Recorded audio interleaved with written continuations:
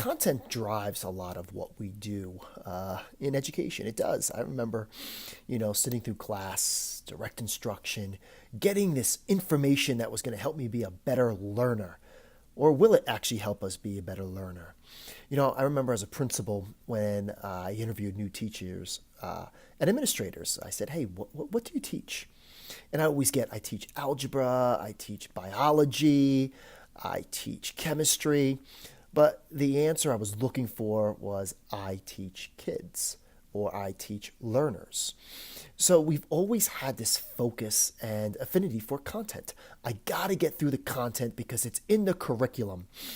And more often than not, it's not the content that our kids are really excited about. It's how that content is turned into knowledge and how that knowledge is used to construct new knowledge and to learn. I love this quote by Janine Fulbright. And that quote is, if the purpose of learning is to score well on a test, we've lost sight of the real reason for learning. And when we think about content, well, what's its purpose? Steve Revington says, content without purpose is only trivia. So when we think about content, it's really how we turn it into authentic, relevant learning experiences for our kids.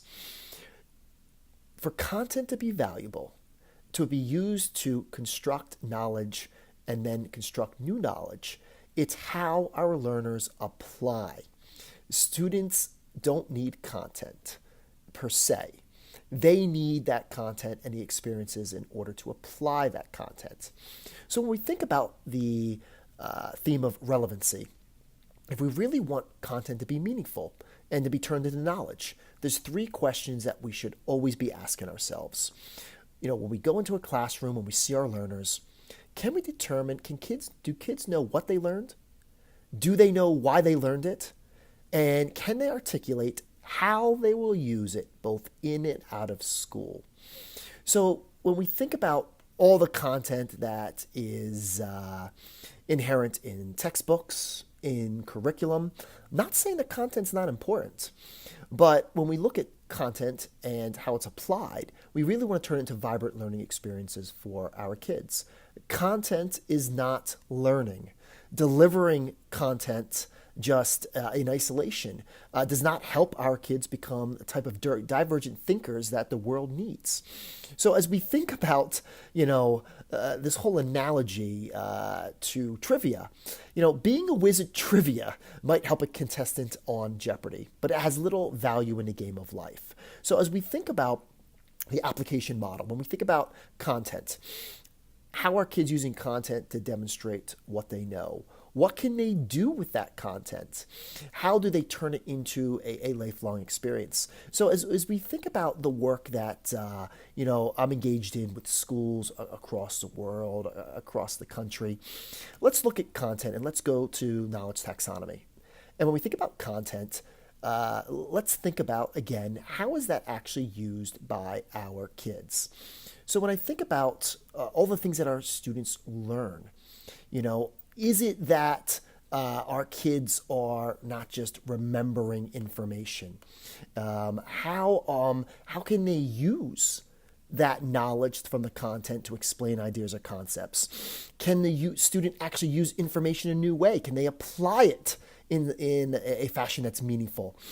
Can the student actually distinguish between different parts through analyzing?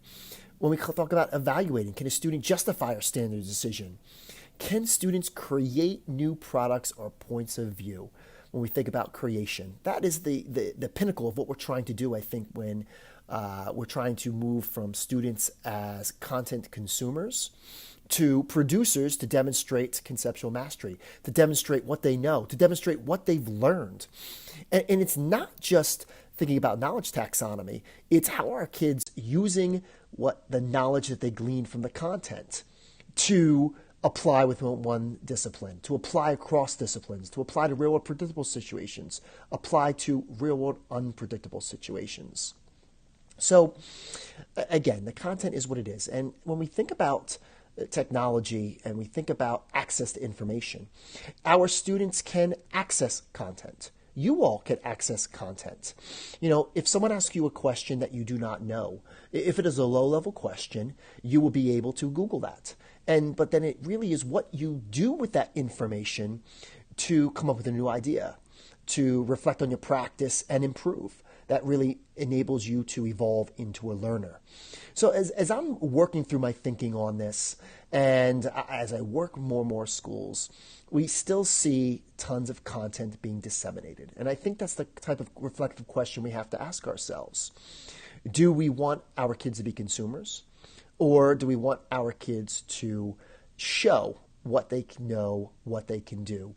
I don't think content is obsolete. It's not. We need to build on that as a foundation. But I think if the majority of what we call learning is just giving kids that information and them not thinking, that how they're not applying it to think, how we're not scaffolding for thinking, how we're not assessing thinking, the content in isolation just, again, doesn't help our kids be ready for this amazing, divergent, evolving world. So what I continue to think about, and I hope you think about, is, when we look at our classrooms, whether from a teacher lens, administrator lens, parent lens, is all the content that we give K-12 absolutely necessary? It is to a point, but I think we always have to ask ourselves, what can our kids do that they couldn't do before? How are they not telling us what they know, but showing us that they understand? And with the content turned into knowledge, are kids actually thinking and doing with that new information? So those are just some points. I'm sorry, not some points, but just some ideas I have. And as I continue to work through my own thinking using this medium, raw, uncut, sounds a little rambling, but it really helps me as I go back after the fact and watch this own video and really push myself to think about, what is it we actually want our kids to know and do? Learning really assumes that we take that content, turn to knowledge, and can do something that we couldn't do before. So I think that's how I would define learning. So until next time, thanks everybody for joining.